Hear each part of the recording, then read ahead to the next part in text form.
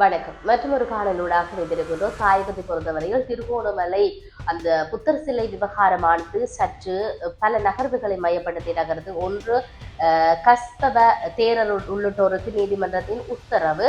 அதேபோன்று திருகோணமலை புத்தர் சிலை விவகாரமானது பல விடயங்களாக திரிவுபட்டு செல்வதை அவதானிக்கக்கூடியதாக இருக்கிறது.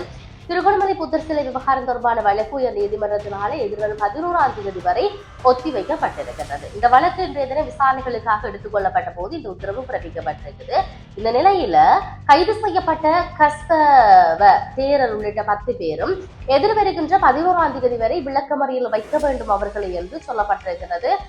10ஆம் தேதி அவர்கள் சந்தேக நபர்களை நீதிமன்றத்துக்கு அழைத்து வர வேண்டும் என்ற விடயமும் சொல்லப்பட்டிருக்கிறது. குறித்த விவகாரங்கள் தொடர்பில் கைது செய்யப்பட்ட பலாங்கொட கஸ்பப தேரர் மற்றும் 4 பிக்குகள் உள்ளிட்ட 10 பேரும் இன்றைய தினம் காலை திருகோணமலை நீதிமன்றத்தில் முன்னிலைப்படுத்தப்பட்டிருந்தார்கள்.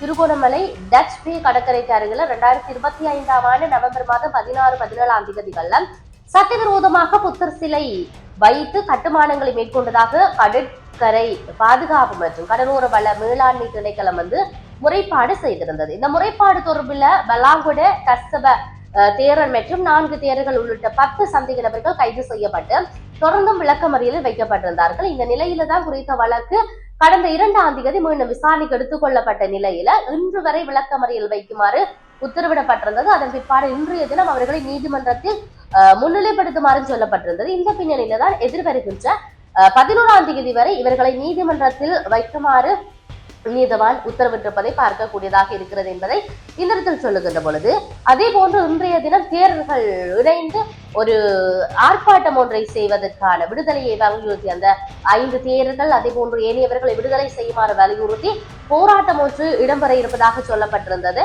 அதனுடைய நகர்வுகள் ஆர்ப்பாட்டத்தில் கலந்து கொள்வதற்காக பலர் வேறு இடங்கள்ல இருந்தெல்லாம் வருகை தந்திருந்தார்கள் என்பதை நாங்கள் பார்க்கக்கூடியதாக இருந்தது.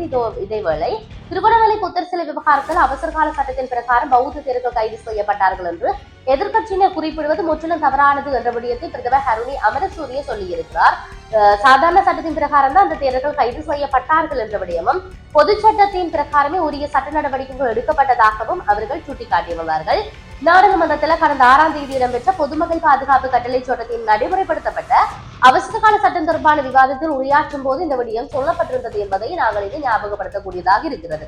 உண்மையிலேயே இந்த தேரர்களுடைய நகர்வுகள், அதாவது தேரர்களை விடுதலை செய்ய வேண்டும் என்று சொல்லி பிக்குகள் போராட்டம் செய்வதற்கான அந்த ஏற்பாடுகளை செய்வதும், அவர்களை கைது செய்தது இந்த பிக்குகளை பிழை என்று சொல்லி இந்த தேர்கள் சார்ந்து பலவிதமான கதைகள் கருத்தார்கள் வெளிவருவது ஒருபுறம் இருக்க, இன்னொரு பக்கம் தாயகத்தில் இருக்கக்கூடிய வடக்கு கிழக்குல இருக்கக்கூடிய பல இடங்களை பௌத்தமயமாக்கலுக்கு உட்படுத்துகின்றார்கள், சிங்களமயப்படுத்துகின்றார்கள் என்பது மிகப்பெரிய ஒரு குற்றச்சாட்டாக வந்து கொண்டிருக்கிறது. இந்த குற்றச்சாட்டு இச்சை வரைக்கும் யாருடைய கண்களும் புலப்படவில்லை. ஆனால் சட்டவிரோதமாக வைக்கப்பட்ட அந்த புத்தர் சிலை நகர்வுகள்ல 5 தேரர்கள் கைது செய்யப்பட்டமை என்பவை பெரிய அளவில் பேசப்படுகிறது. எதிர்கட்சியினர் சொல்லுகிறார்கள் இவர்கள் அவசரகால சட்டத்தின் பிரகாரம் கைது செய்தது. அதை பிரதமர் ஹருணி அமரசூரி இல்லை என்று சொல்லுகின்ற நகர்வுகள் ஒரு புறம் இருக்கிறது. ஆனால் அந்த எதிர்கட்சிக்கு தெரியாத இந்த இடத்துல இப்படி வச்சு தவறு இல்லை, இப்படி ஒரே பௌத்தமயமாக்கப்படுகிறது, சிங்களமயப்படுத்தப்படுகிறது என்கிற நகர்வுகள் என்பது பற்றி நாங்கள் சிந்திக்க வேண்டியவர்களாக இருக்கிறோம். எது எப்படி இருந்தாலும் எதிர்வருகின்ற 11ஆம் தேதி நீதிமன்றத்தில் இவர்களை முன்னிலைப்படுத்துகின்ற பொழுது நீதவானுடைய தீர்ப்பு எப்படி இருக்க போகிறது என்பதையெல்லாம் நாங்கள் பொறுத்திருந்து பார்ப்போம். மற்றும் ஒரு பதிவோடாக சந்திப்போம். வணக்கம்.